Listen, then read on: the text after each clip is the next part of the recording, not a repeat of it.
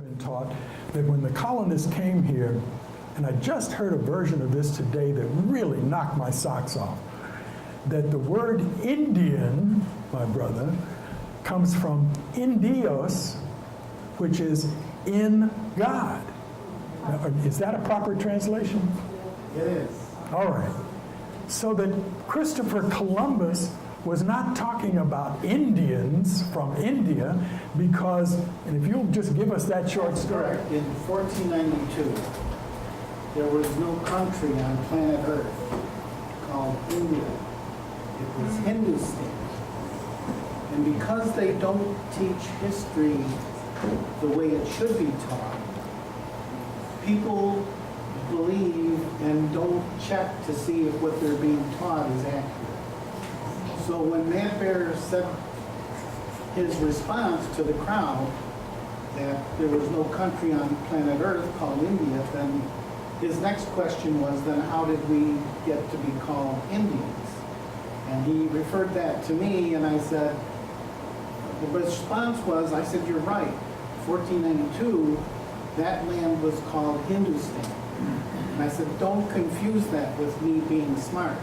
I said, that was the only year I paid attention in high school. I said, I barely got out of high school. But he asked me again, he said, then how did we get the name? And I said, I don't have a clue. Well, he went and asked permission to go to Spain to look in Columbus's law. And he asked two translators, one Italian and one Spanish. He said, I need to know the reference that Columbus made in his log to the people who he met. And in the Spanish, the word Dios means God.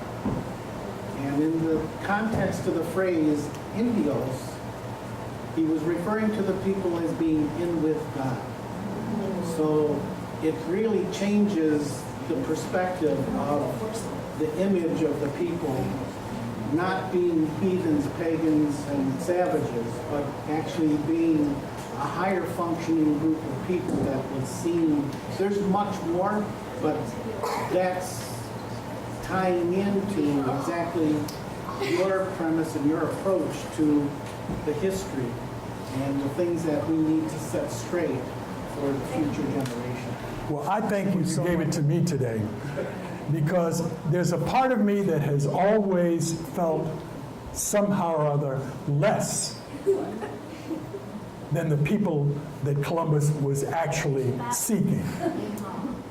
And to find out that what you're saying supports the belief that I've always been taught, that this was better than the Garden of Eden, that this was the place where there was no warfare.